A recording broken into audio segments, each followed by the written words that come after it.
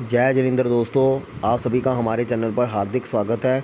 दोस्तों, आज हम एक बहुत ही अलग विषय लेकर आए हैं। वैसे तो ये सामान्य टॉपिक है कि अगर किसी की शादी नहीं हो रही है तो उसमें जन्म कुंडली में कौन से ग्रहों का योगदान है, कौन सा ग्रह शादी में डिले करता है, कौन से कॉम्बिनेशन होते हैं, ये सब एक सामान्य चर्चा ही है। लेकिन सामान्य चर्चा से हटकर अगर हम प्रारब्ध की बात करें तो जन्म कुंडली में कुछ ऐसा प्रारब्ध होता है जो लंबे समय तक उस योग को एक्टिव करके रखता है। आज मैं आपको ऐसी ही कुंडली दिखाने जा रहा हूँ जो जातिका 50 साल की होने के बावजूद भी उसकी शादी का योग नहीं बना, यानी उसको विवाह का सुख नहीं मिल रहा। वो जातिका करना भी चाहती है शादी लेकिन हो नहीं पा रही।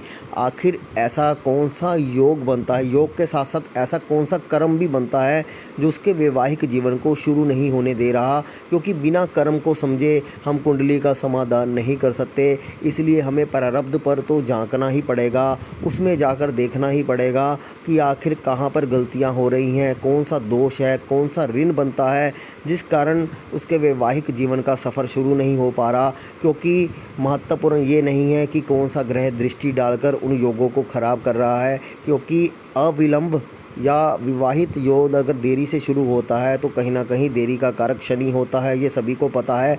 शनि देरी करता है, लेकिन विलंब अगर बहुत ज़्यादा हो जाए, एक्सट्रीम लेवल से ऊपर चला जाए तो अकेला शनि ही जिम्मेदार नहीं होता। बहुत सारे कॉम्बिनेशन के साथ साथ कुछ ऐसे कर्म होते हैं जो हमें दिखाई नहीं देते, अदृश्य कर्म ही हमारे जीवन में समस्या का कारण बनते हैं। तो आइए जानते हैं जन्म कुंडली के माध्यम से। आपके सामने मैं स्क्रीन पर एक जन्म कुंडली लगा रहा हूं, इसको आप ध्यान से देखिए और ऑब्जर्व कीजिए जो मैं आपको बताने जा रहा हूं।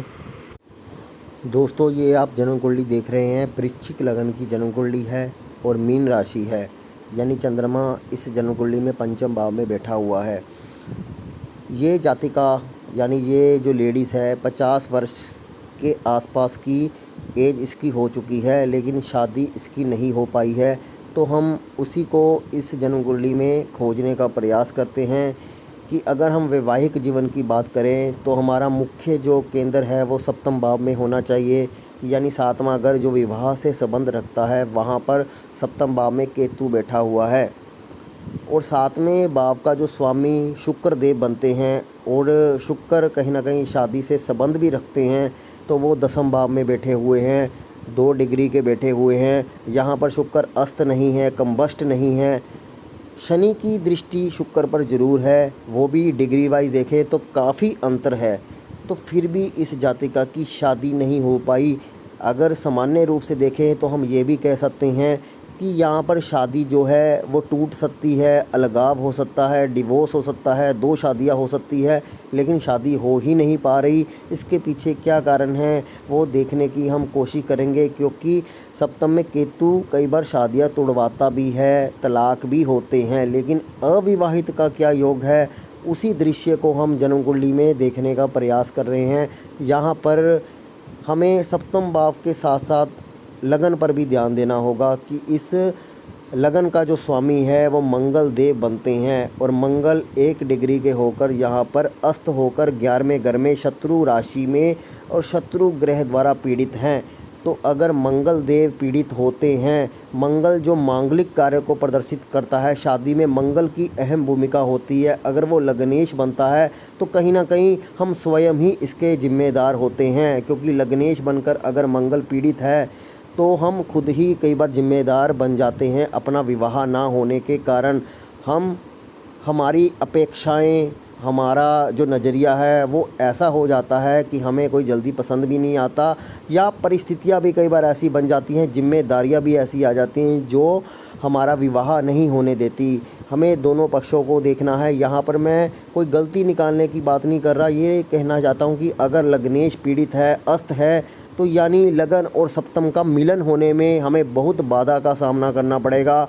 यहाँ पर शुक्र 2 डिग्री का है, मंगल 1 डिग्री का है, जिस कारण दोनों को मिलने में काफ़ी परेशानी है। लग्नेश और सप्तमेश अगर बहुत ज़्यादा कमज़ोर होंगे तो दोनों को आपस में मिलान करने में अत्यधिक विलंब का सामना करना पड़ेगा, जिस कारण पति पत्नी की यात्रा शुरू नहीं हो पाएगी।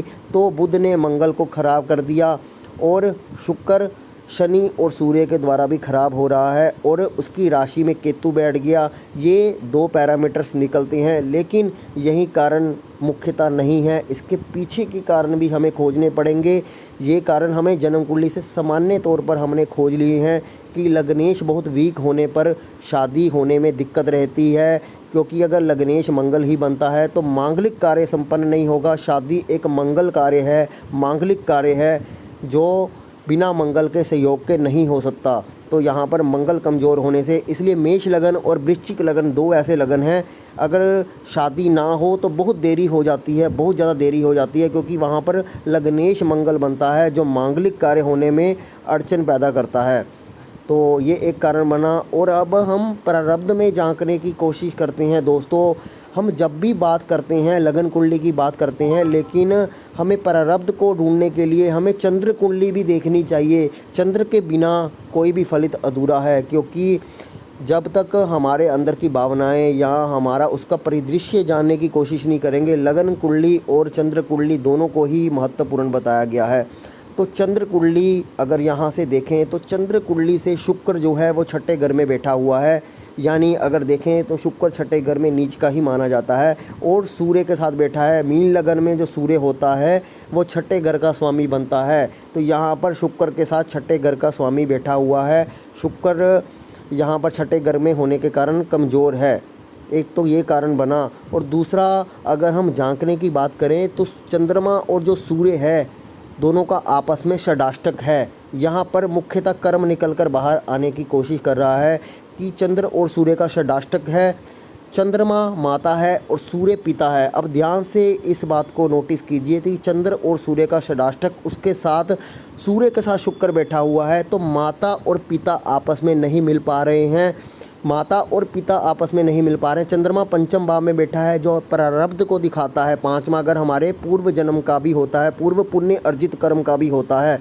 तो यानी माता और पिता दोनों अलग अलग बैठे हैं, दोनों के बीच में दूरियां हैं। और शुक्र जो है वो सूर्य की बहू है, यानी सूर्य जो है वो ससुर है और शुक्र उसकी बहू है। शुक्र हम किसी स्त्री, सुहागन स्त्री को बोल सकते हैं जो सूर्य की यहाँ पर कहीं ना कहीं बहू है, और उसने माता और पिता दोनों को अलग कर दिया है। यानी पूर्व जन्म में इस लड़की ने अपने जो सास और ससुर दोनों को अलग कर दिया था शादी के बाद, जिस कारण उनका यहाँ पर श्राप लगा है, जिस कारण ऐसी जो लड़की की शादी है वो संपन्न नहीं हो पा रही है। इसलिए इस लड़की को इस कर्म को काटने की कोशिश है, क्योंकि अगर आप ध्यान से देखो तो शनि और गुरु दोनों की दृष्टि शुक्र और सूर्य पर पड़ रही है, जिस कारण ये कहीं ना कहीं वृद्धा अवस्था यानी वृद्ध आश्रम को भी दर्शाता है, क्योंकि 8वें घर का शनि कहीं ना कहीं वृद्ध आश्रम से भी जोड़ता है और गुरु और शनि दोनों ही वृद्धों से जोड़ा जाता है, यानी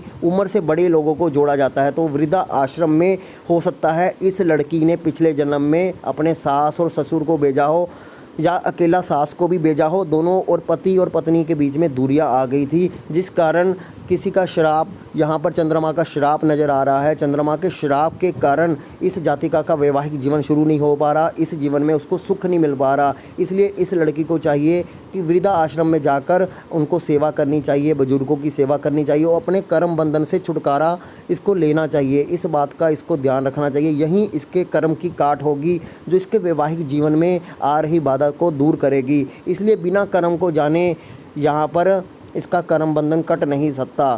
तो दोस्तों यही कुंडली अगर बहुत सारे लोगों की होगी, किसी की शादी हो भी सकती है, लेकिन मुख्यतः चंद्रमा 2 दिन में राशि बदलता है, 2.5 दिन में। तो 2 और 2.5 दिन में किसी भी लड़की का अगर चार्ट होगा तो उसको वैवाहिक जीवन में परेशानी आएगी। अगर ये जातक पुरुष जातक होता, मेल चार्ट होता, तो उसकी शादी हो चुकी होती, लेकिन स्त्री को यहाँ पे श्राप लगा है, इसलिए लड़की की कुंडली में शादी होना यहाँ पर मुश्किल है। इसलिए इस कुंडली में ऐसा दोष पाया गया है। और यहाँ पर इस लड़की को शुक्र की महादशा भी निकल चुकी है, चंद्रमा की भी निकल चुकी है, अभी मंगल की महादशा चल रही है। तो बहुत सारी महादशाएं जो शादी से संबंध रखती थी वो निकल चुकी हैं, जो विवाह नहीं दे पाई। इसलिए अब भी अपेक्षा करना इतना सही नहीं है। बिना इस कर्म बंधन को काटे इसका वैवाहिक जीवन शुरू नहीं हो सकता।